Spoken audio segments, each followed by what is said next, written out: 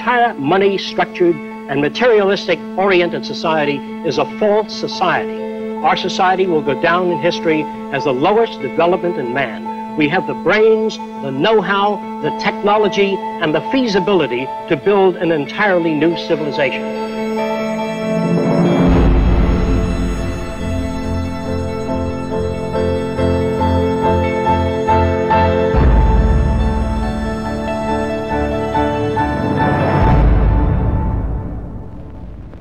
It was living through the 1929 Great Depression that helped shape my social conscience. During this time, I realized the earth was still the same place. Manufacturing plants were still intact, and resources were still there, but people didn't have the money to buy the products. I felt the rules of the game we play by were obsolete and insufficient. Misery, suffering, and war provided the incentive for my life's work. I was also motivated by the seeming incompetence of governments, the academic world, and the lack of solutions offered by scientists. I realized instead of working with individuals, a more effective method would be to redesign the culture. This began a lifelong quest to finding solutions to the many problems that we have today.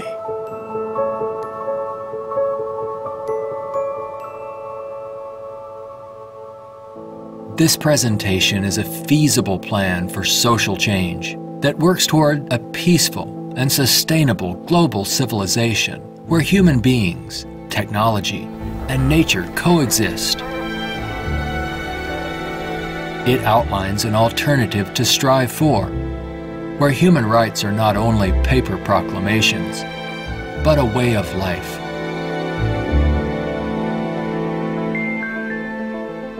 It is called the Venus Project.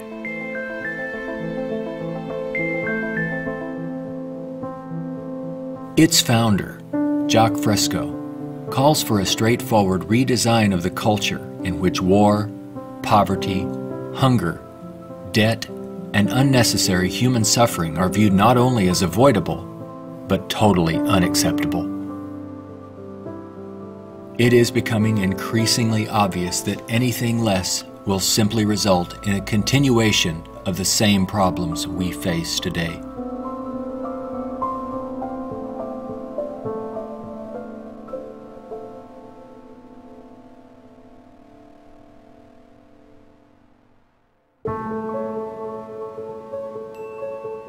The Venus Project's Research Center, constructed by Fresco and Roxanne Meadows, is located in Venus, Florida. It addresses many of the root causes of our difficulties. But what are the real origins of our problems?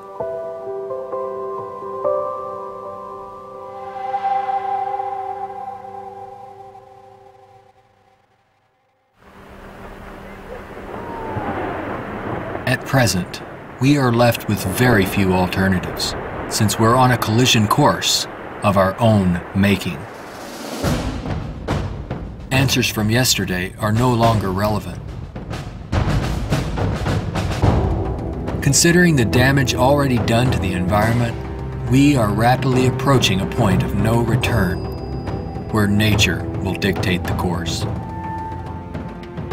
Either we continue as we have, with outmoded social customs and habits of thought, thereby threatening our future, or we apply a more appropriate set of values, relevant to a sustainable society, with more opportunity and freedoms. Americans have been conditioned in their kind of society to get a different kind of car next year, to buy a new television set or a tape recorder. We are radical as hell, but our political and social institutions have not changed. And this is where we are stagnating, because we always equate any new idea with communism or regimentation, because we've been brought up to fear that which is new. None of the world's economic systems, socialism, communism, fascism, or the free enterprise system have eliminated the problems of elitism, nationalism, racism, and most of all, scarcity. These are all based primarily on economic disparity. When money is used to regulate and distribute resources for profit, and people and nations are out for themselves, they will seek advantage at any cost. They do this by maintaining a competitive edge, or through military intervention. War represents the supreme failure of nations to resolve their differences. From a strictly pragmatic standpoint, it is the most inefficient waste of lives and resources ever conceived. Most wars are for the control of resources and maintaining your position of differential advantage. They're not based on the dignity of man. They're not based on elevating human beings. It might elevate the human beings in the country that's the victor. It might do that. But as far as the rest of the world goes, the price is enormous. This crude and violent attempt to resolve international differences takes on even more ominous overtones with the advent of computerized nuclear delivery systems and deadly biological and chemical weapons.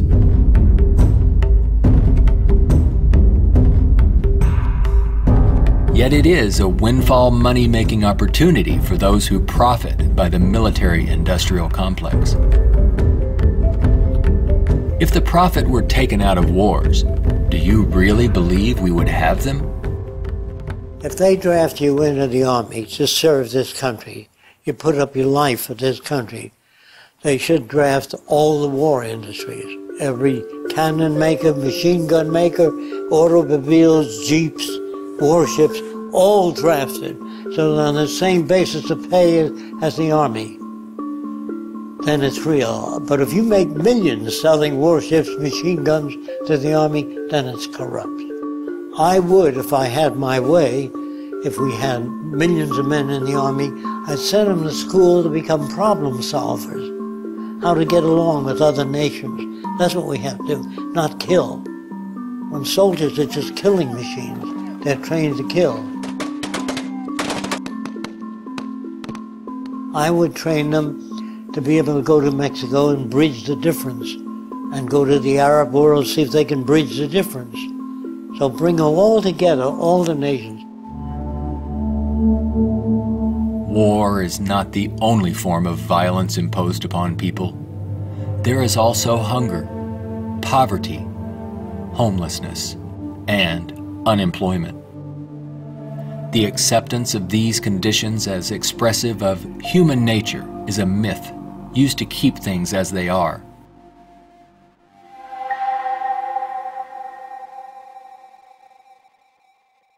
Genetics has nothing to do with greed, business, race prejudice. All of the operant systems in any society are part of your education, the books you read, the role models you follow, and the people you admire. The genes have nothing to do except with the color of your eyes, the shape of your nose, perhaps inherited features.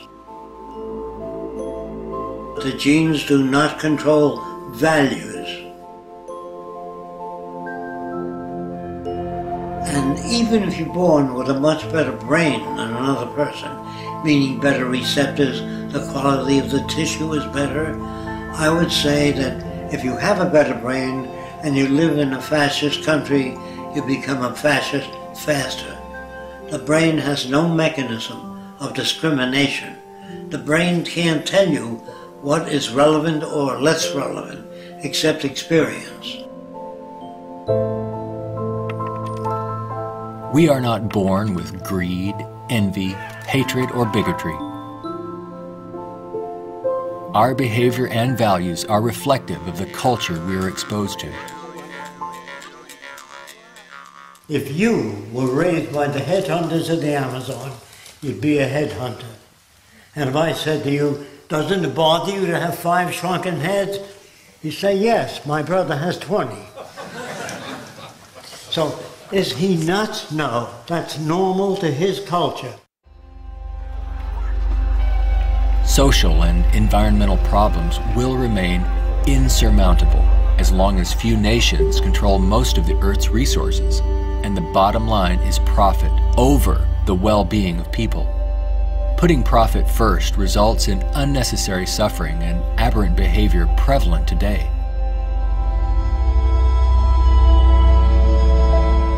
Many people feel that we need the rule of law to eliminate our problems. We have many laws, thousands upon thousands of them, but they are constantly being broken. Paper proclamations and treaties do not alter the facts of scarcity, deprivation, and insecurity. You can predict the shape of the future and the values if you know the trends of events in the ocean pollution, the scarcity of arable land. If you watch that degrading system grow, I can predict the riots and killing and assassination. In other words, human behavior is really generated by the surrounding environment. If there's a scarcity, say, of water, it is prized, and its price is high. Let's discuss scarcity as a system. Suppose it rained gold for about 3 days, gold dust. People would go out and shovel it in, fill the cellars, the attic, every drawer in that. They throw out their clothing. If the rain kept up for a year, so the gold was all over the place, people would sweep it out of the house, take their rings off, throw them away, and so human behavior undergoes change to that condition. There's only a policeman in front of something that people have need for and don't have access to. So you put a guard there. But if lemon trees or orange trees and apple trees grew all over the place, you couldn't sell it. If you landed on an island that was so abundant with resources, you had 10 people, there were 1,000 fish for every person if you wanted it. There were 10 times the amount of breadfruit and bananas, money would not come into existence.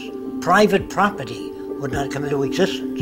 If the island was big enough, there was 10 people, there were 8,000 acres. No one would give a damn about staking out this particular area. There are patterns of behavior that promote survival. There are social conditions that change our values and outlook. No one can write a constitution of required behavior without consulting the environment. So we'd better take care of the environment, we'd better take care of one another, and we'd better educate people to the highest possible levels of our ability in order to have a society. Even a peace treaty cannot prevent another war if the underlying causes are not dealt with. Maybe what is needed are ethical people in government who will work towards everyone's well-being. But even if the most ethical people were elected to high positions and we ran out of resources, there would still be lying, cheating, stealing, and corruption. It's not ethical people that are needed, but rather a way of intelligently managing the Earth's resources for everyone's well-being.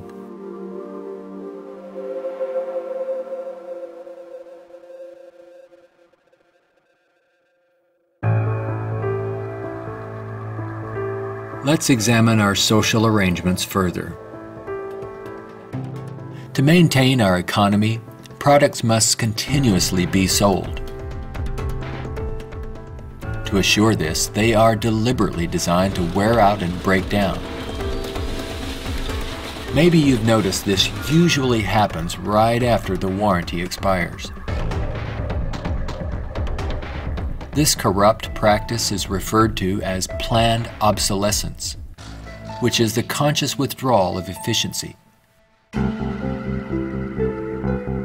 Innovators go through the finest schools and then are required to design things that wear out and break down right on schedule. This results in a tremendous waste of resources and energy. We are plundering the planet for profits. If you think about it, it isn't a job people want, but access to what their paycheck will bring. Money does not represent anything real, and there's no gold, silver, or resource to back it up. You can't eat money or build a house of it. It's not even related to our real capacity to produce goods and services on this planet. The monetary system has been handed down from centuries ago, and we continue to use it without questions.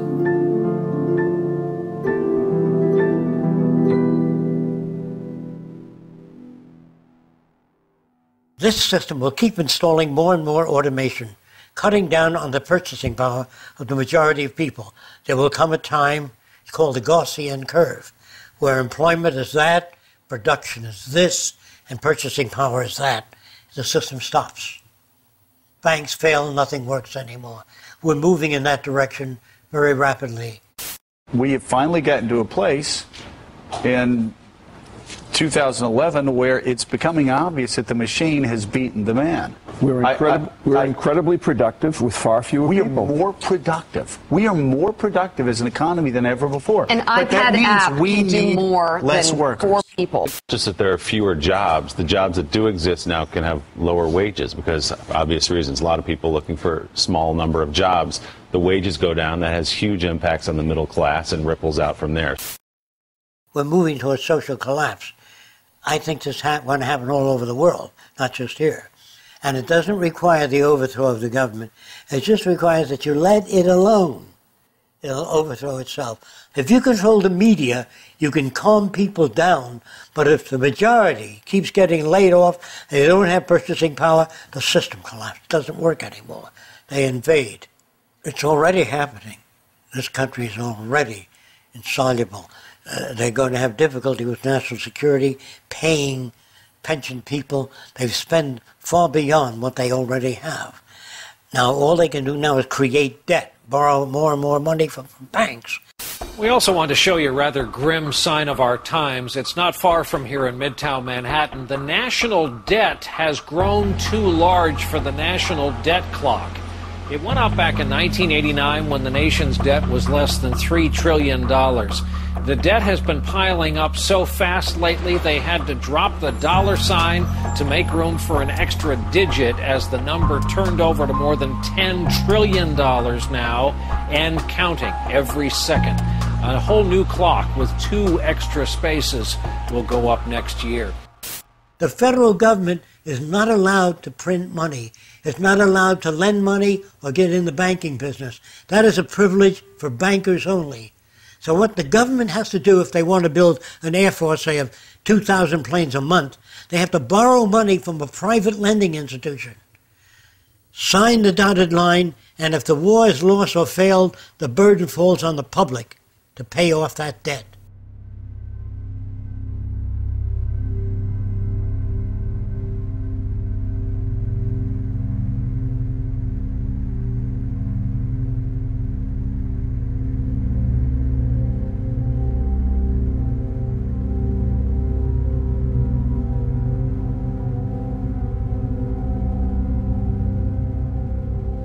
We find ourselves and our social constructs in a transitional state, a matter of social evolution. If we want to make it through these turbulent times, we must be able to adapt to change. All things change, including our social systems. Albert Einstein stated, "We cannot solve problems by using the same kind of thinking we used when we created them."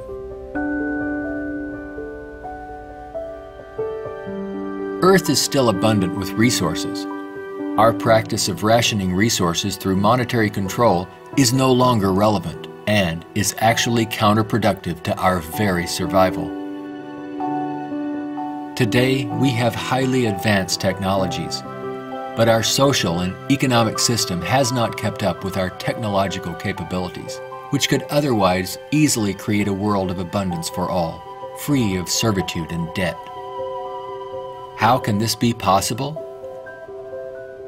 There is not enough money to feed or house all people on this planet, let alone accomplish these more ambitious ends. But Earth has more than enough resources to meet the needs of all people, but only if managed intelligently.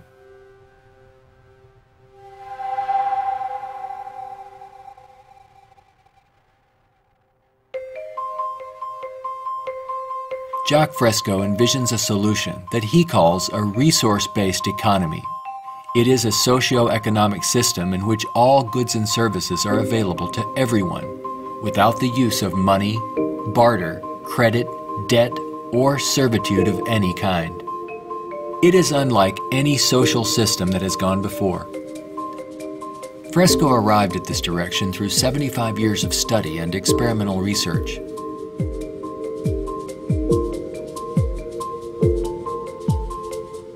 A resource-based economy operates on the basis of available resources and makes those resources available to every human being on earth, free of charge, without a price tag.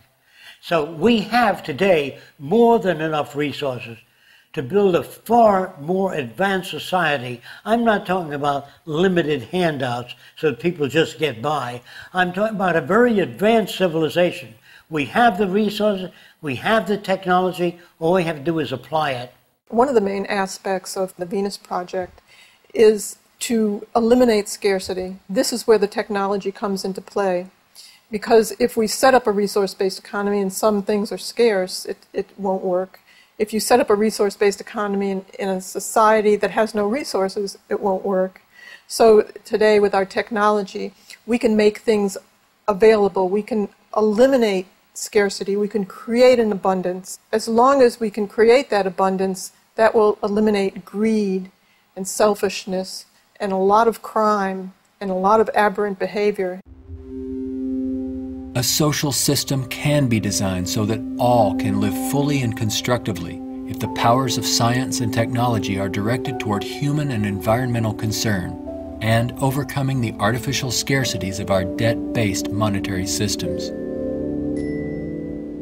All people, regardless of political philosophy, social customs, or religious differences, ultimately depend upon the same resources: clean air and water, arable land, medical care, and a relevant education.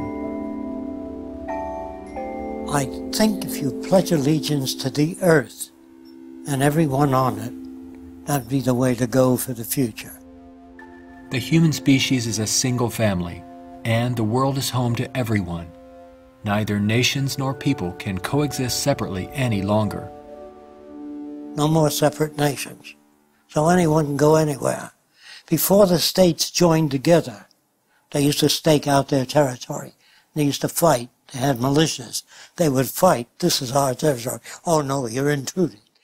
When all the states joined together, the government worked out the lines of the states and they agreed, and that was the end of territorial disputes.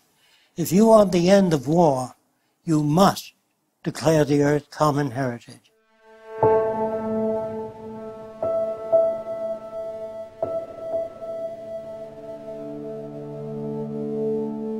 This has nothing to do with those who want to form an elite world order with themselves and large corporations in control and the rest of the world subservient to them. On the contrary, a global resource-based economy enables all people to reach their highest potential, where they can thrive and grow in a society that works in their behalf, a society that protects and preserves the environment as well, one that understands that we are part of nature, not separate from it.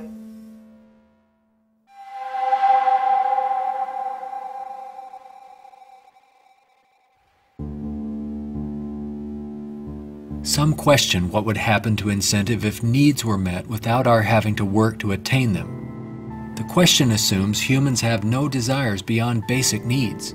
If that were true, there would be no inventors, writers, or teachers. People work with passion on the things that interest and challenge them. Let's enable all people to have the opportunity to partake in the greatest challenge one can have, improving our world for everyone. Individuality will be emphasized rather than uniformity. This social arrangement will generate a new incentive system that values the protection of the environment and social concern rather than the shallow, self-centered goals of wealth, property, and power. It does not call for uniformity. It absolutely calls for diversity. The more diverse people are, the more individuality. So we emphasize individuality, creativity, innovativeness. This is the essentials of the design. It is not a group of scientists telling people what to do, how to live, where to go, what to follow. Motivation and incentive exist when people have meaningful tasks. True growth and development occur when people are involved in creative, challenging, and constructive endeavors. However, motivation and incentive die in the daily grind of boring and repetitive jobs required to earn a paycheck. If you hand out things to people, if you fed them and clothed them and housed them free, they're not going to work in the morning because they don't need it. They got their housing, clothing, motion pictures, and entertainment. Well, why go to work? Work is painful, it's monotonous, it's boring. In the future, if people have access to all their needs, but they don't have any challenges, this is where it goes to pot. So people constantly are challenged by new things. In our schools, we challenge them with many things that are not solved and many unresolved problems. If you're well-fed and well-clothed, that doesn't stop your brain from working. That would mean that every millionaire does nothing and is turned off because he got all the means. That's not true. There are many millionaires that work 18 hours a day and don't have enough time. It has to do with your background and your education. The more you know about oceanography, astronomy, and all that, the more interest, the more alive you are. And if you're just given food, clothing, and shelter, now you can go to work. You don't have to worry about making a living, which your incentive would be boosted considerably. So I call that a new and innovative incentive system. It's not monetary oriented, it's problem solving oriented. And you get your kicks out of seeing the world become a better place.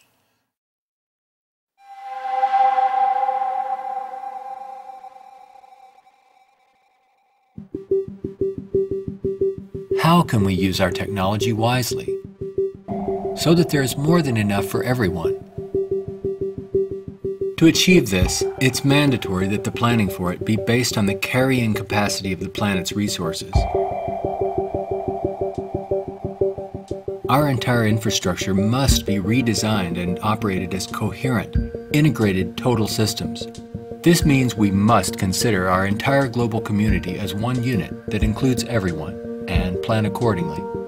Only in this way can we use our technology to overcome resource shortages, provide universal abundance, and protect the environment. Therefore, a global survey is first needed to assess exactly what we have. This would inventory our physical resources, personnel, production centers, and the needs of people. This enables us to determine the amount of goods and services needed. For instance, where is the arable land to grow crops? How many people are in various locations? And what is the state of their health? This would determine where hospitals are built and how many.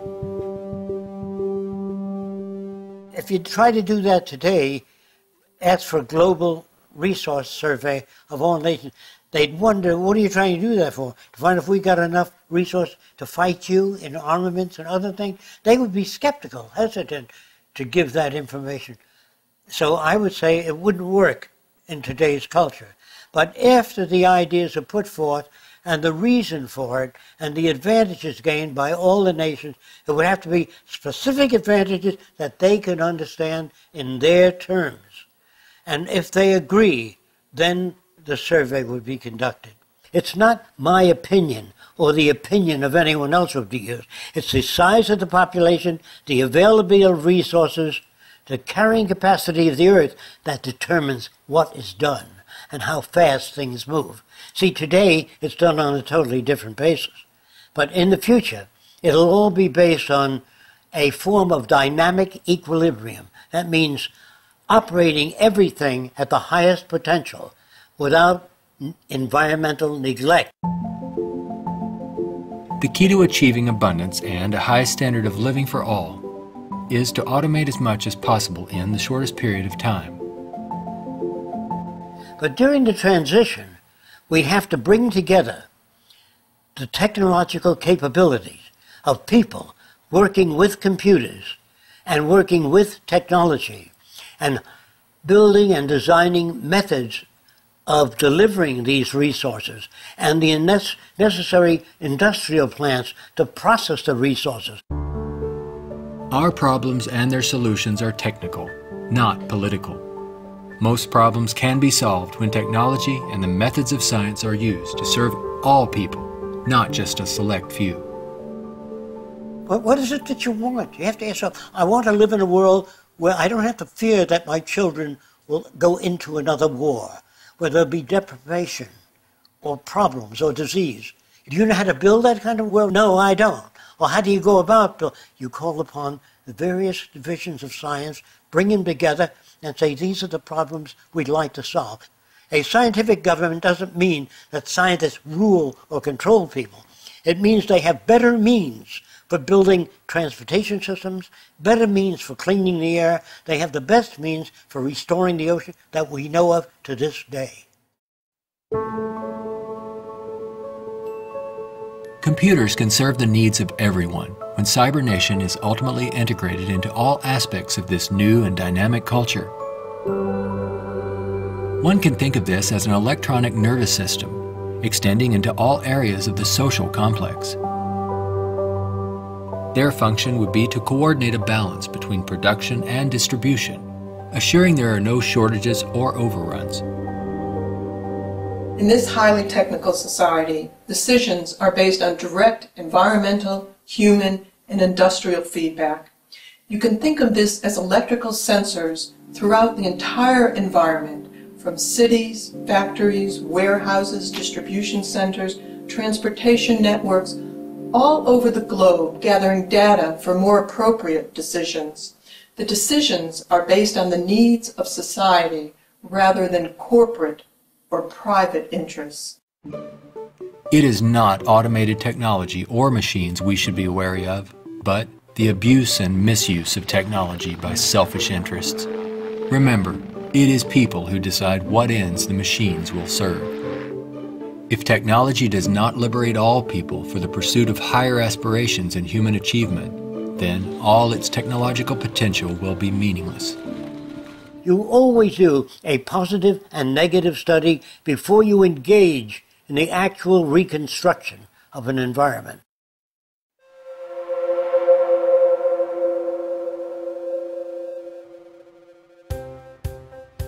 It's all just talk unless there is a technical plan to organize and use resources to accomplish abundance.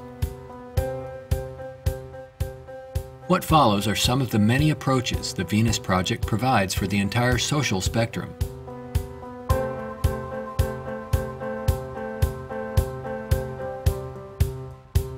Today, more than half our population lives in cities that are polluted, dangerous, and waste energy. What we have to do is design a city as a living system, as an organism, as a university, that all of the cities of the future will be university cities that grow, that continue to exchange ideas. The city will have a built-in transportation system, so there are no accidents and no unthought out areas of technology. Medicine, botany, agriculture, the total system, one planning system. It is actually better to build newer cities from the ground up than to restore and maintain old ones. Fresco uses a systems approach to designing new cities. They're desirable and pleasant places to live. The notion that intelligent overall planning implies mass uniformity is absurd. Cities would be uniform only to the degree that they would require far less materials, save time and energy, and be flexible enough to allow for innovative changes while preserving the local ecology. If we design our cities to meet human needs, you don't have most of the problems that are prevalent today. In the Central Dome, you have childcare, schools, dental care, medical care. In the production and design of the cities, we work out 1/8 of the city system, and then we reproduce it instead of have architects design each building and each structure, which is a tremendous waste of energy and talent. When working on solving the housing problem for all the world's people, construction techniques would be vastly different from those employed today. Extruded and self-erecting structures could revolutionize and speed up construction processes. These lightweight, durable apartments could be produced as continuous extrusions and then separated and positioned in place by the mega machines. The outer shells of these efficient structures serve as photovoltaic generators and heat concentrators. You don't own anything in this society. Really, people don't want money. They want access to things when they want it. And people in a society of abundance, having access to things, will really no longer begin to store and accumulate things. We recycle it, update it, make it better.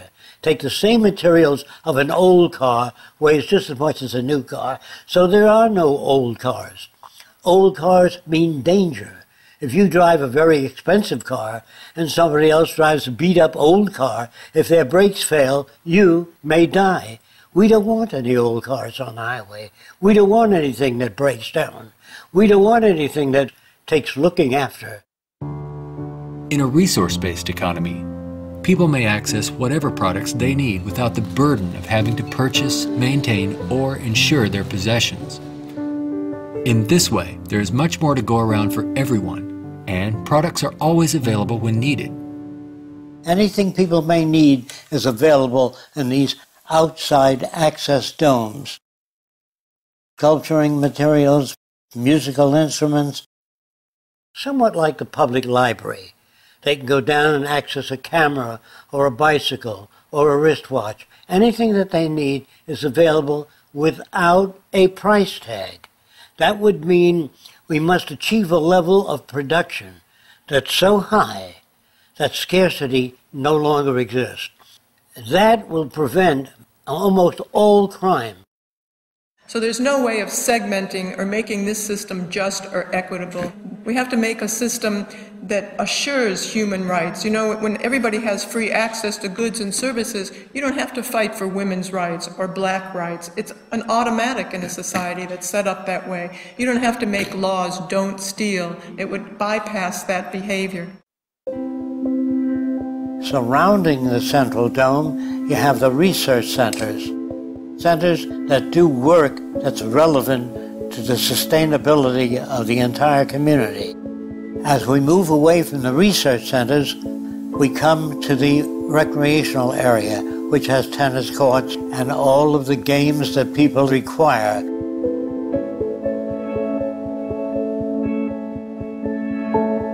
As we move away from that, we come to the residential district. There are streams, waterfalls, lakes throughout the area.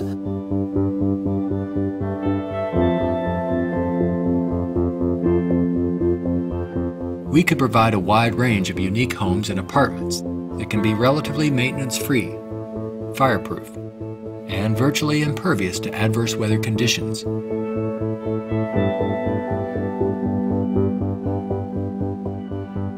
As we move to the next sector, we come to apartments. The reason some people want to live in apartments is because you have drama groups, you have gymnasiums, medical care, dental care, everything is built in to the central towers. I feel that in the future, people will move away from individual houses and live in larger complexes. As we move outward, we come to the indoor agriculture or hydroponic farms. Then there's also outdoor agriculture.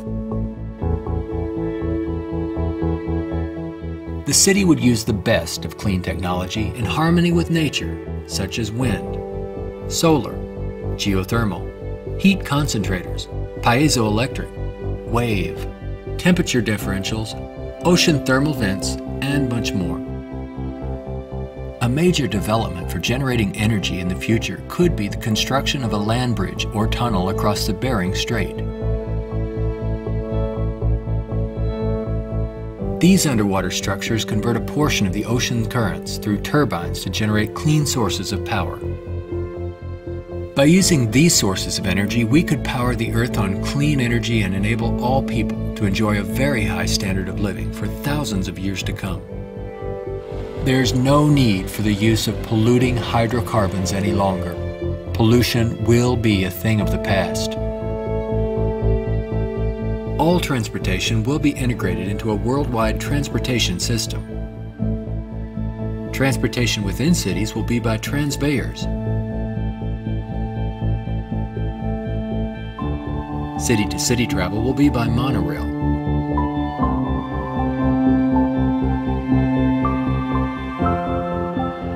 Maglev trains are utilized for long-distance travel.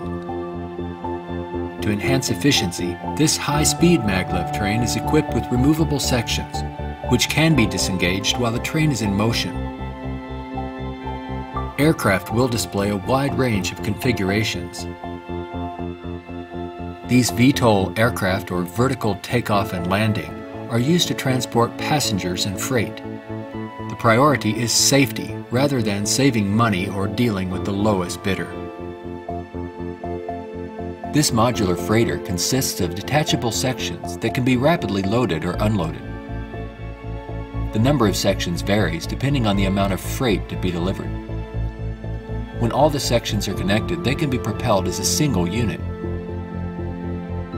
Ships can be floating manufacturing plants that produce products while en route to their destinations. They can also serve as education centers, where children and adults travel worldwide, obtaining innovative education, not through vicarious study, but through experiencing and interacting with the real-world environment. A national transportation system would include a network of waterways, canals, and irrigation systems. They could serve to minimize the threat of floods and droughts while allowing for the migration of fish, provide natural fire breaks, emergency water sources, fish farms, and recreation areas. When we unleash science and technology directly into the social system without the restrictions of the marketplace, finances, or patents, we could achieve a very high standard of living within a very short period of time. This society would continuously improve, changing rapidly through new technologies, inventions, and ideas. It would be an emergent society rather than an established one like we have today. Imagine living in an extraordinary oceanic city, helping to restore the ocean environment while eliminating land-based population pressures.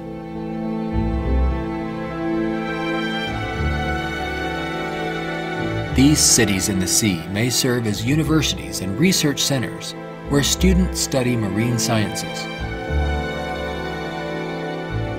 They could be used for ocean farming, mariculture, and mining, while maintaining a dynamic balance in the oceanographic environment. Self-sufficient cities in the sea vary in design depending on their location and function. This undersea observation station permits people to view marine life in its natural habitat. These mariculture and sea farming systems cultivate and raise fish along with other forms of marine life to help meet the nutritional needs of the world's people. These structures would permit the free flow of water throughout. Using technology in this way would make it possible for a global society to achieve social advancement and worldwide reconstruction in the shortest time possible. Utopia, if ever established, will die, will stagnate. Whereas what I'm talking about, an evolving culture or an emergent culture, I have no notions of a perfect society. I don't know what that means. I know we can do much better than what we've got. I'm no utopian. I'm not a humanist who would like to see everybody living in warmth and harmony. I know that if we don't live that way, we'll kill each other and destroy the earth. This new lifestyle, while providing leisure and recreation, would also enhance knowledge and creativity for everyone. The measure of success would be the fulfillment of one's personal interest rather than the acquisition of wealth and self-centered goals. A resource-based economy would not only change our environment to make it clean, efficient, and enjoyable, but it would introduce a new value system appropriate to the direction and aims of the new innovative approach. With education and resources made available, there would be no limit to the human potential. Everyone will have the freedom to pursue whatever constructive field of endeavor he or she chooses, without the economic limitations that we face today.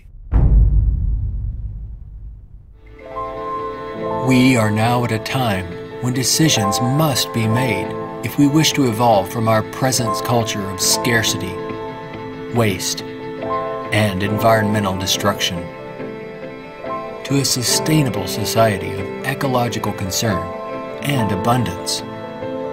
A nation without a vision of what the future can be is bound to repeat past errors over and over again. If we say dishonestly that man is the highest form of evolution which you get in school, man destroys the oceans, the fish, the atmosphere, one another, and man flies over a city, presses a button, and burns everybody in the city with nuclear weapons. Is he the highest creation of nature? Not yet, in my opinion. We've got a long way to go. We could either develop paradise on earth or oblivion, wipe ourselves out. Only the future will tell. It's what you do to make the future. We can create a world where war and want are distant memories. When all of science and technology are used within a global resource-based economy for the protection of the environment and the well-being of all, only then will we understand what it means to be truly civilized.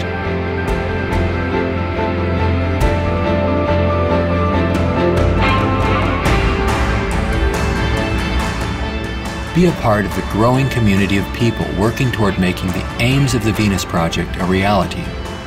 Join us in our efforts to bring this vision of a positive future to a wider audience through the goal of a major motion picture.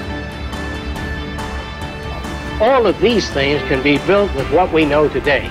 It would take 10 years to change the surface of the earth, to rebuild the world into a second Garden of Eden. The choice lies with you.